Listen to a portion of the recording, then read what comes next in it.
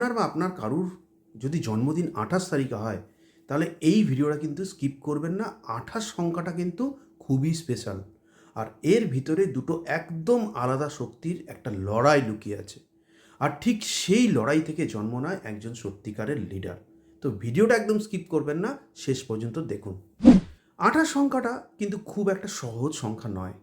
এই সংখ্যাটা তৈরি হয়েছে চন্দ্র নাম্বার 2 আর শনি নাম্বার 8 দিয়ে। দুটো সম্পূর্ণ বিপরীত শক্তি। আমরা জানি চন্দ্র মানে আবেগ, অনুভূতি আর সেন্সিভিটি। অন্যদিকে শনি হলো নিয়ম, শৃঙ্খলা আর কঠোর বাস্তবের প্রতীক। ভাবুন তো, এই দুটো সংখ্যা একসাথে থাকলে কি হতে পারে। শুরুতেই কিন্তু সংঘাতের সম্ভাবনা। জীবনে প্রচুর স্ট্রাগল আর একটার পর একটা বাধা আসবে।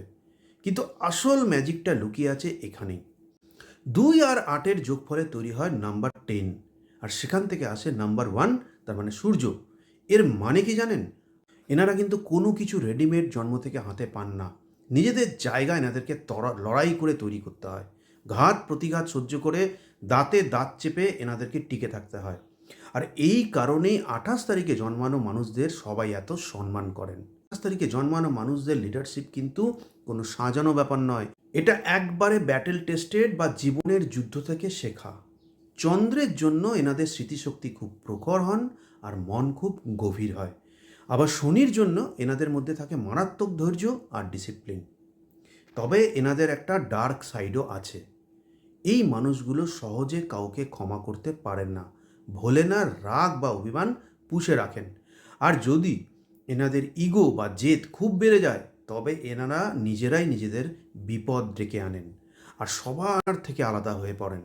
সহজ কথায় বলতে গেলে 28 আপনাকে অনেক কষ্ট করে পাওয়া ক্ষমতা দেয়, কিন্তু সেই ক্ষমতাকে যদি আপনি আপনার জ্ঞান আর বুদ্ধি দিয়ে না চালান, তবে সেটাই বুমেরাং হয়ে আপনার ক্ষতি করতে পারে। এখন আসল প্রশ্নটা হলো এটা নয় যে 28 আপনার জন্য লাকি বা আনলাকি। আসল প্রশ্ন হলো জীবনের যে যুদ্ধগুলো আপনি জিতেছেন, সেখান থেকে আপনি কি শিখেছেন, নাকি পুরনো ক্ষতগুলো বুকে আঁকড়ে ধরে আপনারা বয়ে চলেছেন। এখন এই কথাগুলো যদি আপনাদের জীবনের সাথে মিলে যায়, বা আপনাদের বন্ধু বান্ধব, আত্মীয় স্বজন, কোনো ব্যক্তি যার জন্ম তারিখ 28 বা যার লাইফ পাথ নাম্বার 28, সেই মানুষকে কিন্তু অবশ্যই এই ভিডিওটা ট্যাগ করবেন, শেয়ার করবেন।